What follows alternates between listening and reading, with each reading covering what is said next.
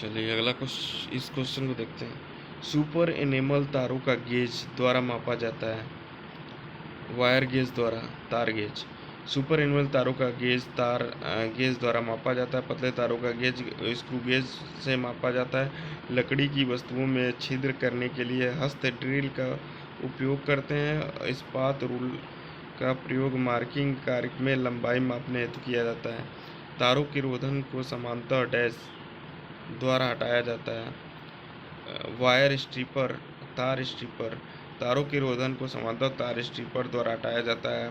Pipe wrench का प्रयोग conduit तथा जीआई पाइप सॉकेट आदि कसने तथा खोलने के लिए किया जाता है। अगर टेनन सॉ के दांत घिस गए हो तो उन्हें तेज करने के लिए उसे त्रिभुजाकार फाइल से घिसना चाहिए। It must be rubbed with A triangular file. अगर टेनन सॉ के दांत घिस गए हो तो उन्हें तेज करने के लिए त्रिभुजाकार फाइल से घिसना चाहिए।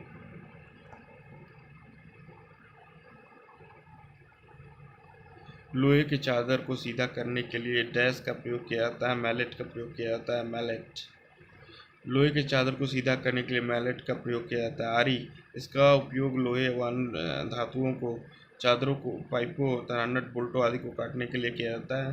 ड्रिलिंग मशीन विद्युतीय वायरिंग लकड़ी या धात्विक वस्तुओं के में तीव्र गति से छिद्र करने के लिए उपयोग किया जाता है। डैश के लेपन के लिए बीटा बैक स्केटर तकनीकी का उपयोग होता है। थिकनेस मेजरमेंट मोटाई के मापन के लिए लेपन के लिए बैक स्केटर तकनीकी का उपयोग होता है। थिकनेस मेजरमेंट मोटाई का मापन। बेंच वाइज का आकार व्यक्त किया जाता है जबड़ों की चौड़ाई से।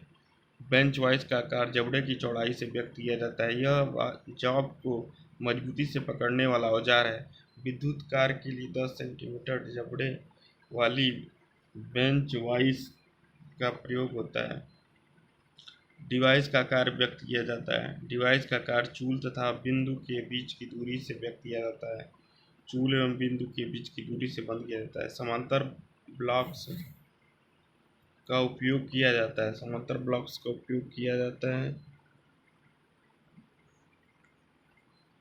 उपरोक्त तीनों संक्रियाओं को जाप को सहारा देने के लिए चिपिंग के समय जाप को सहारा देने के लिए हेक्सा को काटते समय जाप को सहारा देने के लिए ड्रिलिंग के समय जाप को सहारा देने के लिए समांतर ब्लॉक्स का उपयोग किया जाता है। चिपिंग के समय जाप को सहारा देने के लिए हेक्सा को काटते समय जाप को सहारा देने के लिए ड्रिलिंग के समय जाप को सहारा देने के लिए ड्रिलिंग कटिंग आदि संक्रियाओं में शीतलक का उपयोग किया जाता है। कटिंग टूल तथा जाप दोनों को ठंडा रखने के लिए ड्रिलिंग कटिंग आदि संक्रियाओं में शीतक का प्रयोग कटिंग टूल जाप दोनों को ठंडा करने के लिए प्रयोग किया जाता है। ड्रिलिंग मशीन विद्युतिक वायरिंग लकड़ी व धात्विक वस्तुओं में तीव्र गति से छेद करने के लिए हाथ में पकड़कर चलाई जा सकने वाली छोटी इलेक्ट्रिक ड्रिल का उपयोग किया जाता है। किसी छिद्र में चूड़ियां काटने के लिए टैप को दक्षिणावर्त दिशा में घुमाने के बाद आधा चक्कर वामावर्त दिशा में घुमाया जाता है। धातु के चिप्स टूल जहाँ जाए धातु के चिप्स टूल टूट जाए। किसी छिद्र में चूड़ियां काटने के लिए टैप को दक्षिणावर्त दिशा में घुमाने के बाद आधा चक्कर वामावर्त दिशा में घुमाया जाता है जिससे कि धातु के से चिप्स टूट जाए। हथौड़े का वर्गीकरण निम्न आधार पर किया जाता है।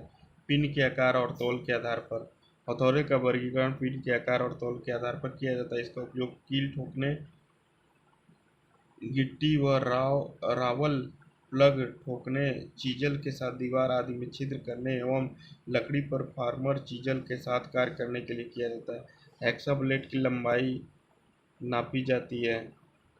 दोनों पिन होल्स के केंद्रों के बीच की दूरी हेक्सा ब्लेड की लंबाई दोनों पिन होल से केंद्रों के बीच की दूरी नापी जाती है। यह लोहा आदि धात्विक वस्तुओं को काटने वाली आरी है जिसमें मुख्यतः एक एडजस्टेबल फ्रेम हैंडल उच्च इस्पात ब्लेड तथा एडजस्टेबल ब्लेड होल्डर होता है जिसकी लंबाई 30 सेंटीमीटर होती है।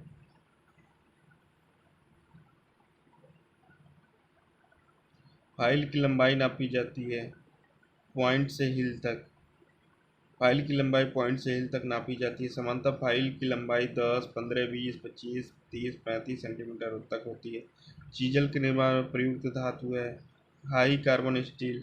चीजल के निर्माण के समय धातु हाई कार्बन स्टील चीजल की लंबाई लगभग 10 सेंटीमीटर से 30 सेंटीमीटर तक होती है। विद्युत कार्य के लिए दो प्रकार की चीजल्स की आवश्यकता होती है, फार्मर चीजल और कोल्ड फ्लैट चीजल का प्रयोग विभिन्न प्रकार की लकड़ी व माइका शीट या फिटिंग्स को आकार प्रदान देने के लिए किए जाते हैं। उपयोग के पश्चात रेती व हेक्सा को ब्रश से साफ करके रखना चाहिए। उपयोग के बाद रेती व हेक्सा को ब्रश से साफ करके रखना चाहिए। रेती और हेक्सा को प्रयोग करने के बाद ब्रश से साफ करके रखना चाहिए ताकि उसमें जंग या नमी की मात्रा न रहे।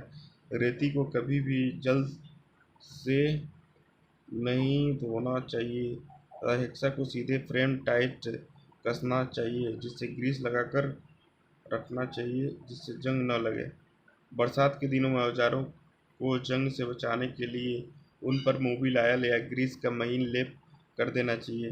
बरसात के दिनों में औजारों को जंग से बचाने के लिए उस पर मोबिल ऑयल और ग्रीस का महीन लेप कर देना चाहिए। हेक्सा ब्लेड तथा कारपेंटर सॉ ब्लेड के दोनों की सेटिंग करने का मुख्य कारण क्या है? कटिंग के समय घर्षण को कम करना। हेक्सा ब्लेड तथा कारपेंटर सॉ ब्लेड के दांतों को सेटिंग करने का मुख्य कारण कटिंग के समय घर्षण को कम करना। विद्युत के लिए 30 से 40 सेंटीमीटर लंबाई वाला टैनल सॉ प्रयुक्त होता है जिसका उपयोग लकड़ी तथा सनमाइका तथा प्लास्टिक की वस्तुओं को पकड़ने और आवश्यक आकृति प्रदान करने के लिए किया जाता है। माइक्रोमीटर को प्रयोग करने से उपरोक्त तीनों कार्य कर लेना चाहिए। हाथों को भली प्रकार साफ कर लेना चाहिए। माइक्रोमीटर की शून्य त्रुटि को समायोजित कर लेना चाहिए। माइक्रोमीटर के को कपड़े से साफ कर लेना चाहिए। उपरोक्त तीनों कार्य। माइक्रोमीटर का प्रयोग करने से पूर्व हाथों को भली प्रकार साफ कर लेना चाहिए। माइक्रोमीटर को शून्य त्रुटि को समायोजित कर लेना चाहिए। माइक्रोमीटर को कपड़े से साफ कर लेना चाहिए। स्पार्क प्लग आदि का एयर गैप नापने के लिए प्रयोग किया जाने वाला यंत्र फीलर गेज। स्पार्क प्लग आदि का एयर गैप नापने के लिए फीलर गेज का प्रयोग किया जाने वाला यंत्र है। फीलर गेज एक एयर का गैप विड्थ मापा जाता है। फीलर गेज अभियांत्रिक में सबसे ज़्यादा प्रयोग होता है। दो पार्ट के बीच क्लियरेंस नापता है।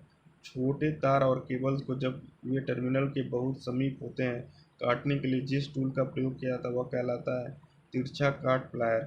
छोटे तार और केबल्स को जब वे टर्मिनल में बहुत समीप होते हैं तो काटने के लिए तिरछा काट प्लायर टूल का प्रयोग किया जाता है। यह 15 सेंटीमीटर लंबा इंसुलेटेड दांतें वाली लंबी चपटी चोंच वाला होता है।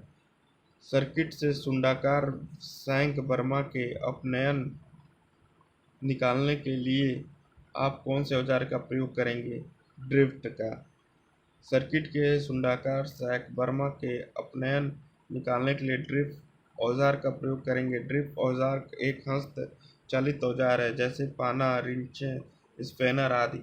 यह सॉकेट सुंडाकार शैंक बर्मा निकालने में प्रयोग किया जाता है। गुनिया के कई प्रकार हैं। गुनिया से कौन सा काम नहीं किया जा सकता है?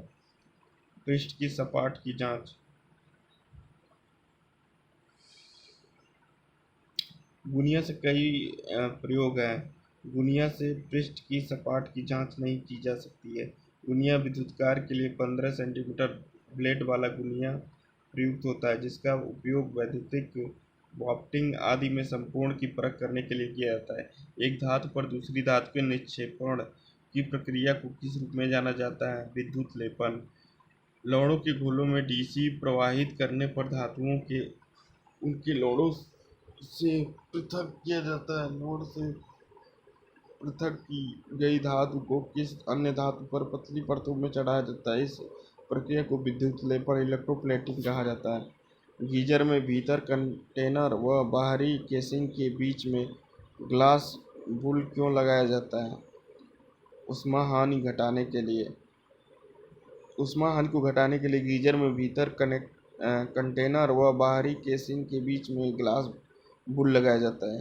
निम्नलिखित कारणों में से किसी एक के कारण जोड़ों के ढीलेपन से बचाने के लिए ब्रिटानिया जोड़ को सोल्ड करना अनिवार्य है। इस कारण को पहचानें। वातावरण में परिवर्तन और कंपन के कारण। वातावरण में परिवर्तन कंपन के कारण जोड़ों को ढीलेपन से बचाने के लिए ब्रिटानिया जोड़ को सोल्ड करना अनिवार्य है। टू पिन सॉकेट और पिन का तब उपयोग किया जा सकता है जब एसेसरीज दोहरी इंसुलेटेड हो। टू पिन सॉकेट और पिन का तब उपयोग किया जाता है जब एसेसरीज दोहरी इंसुलेटेड हो।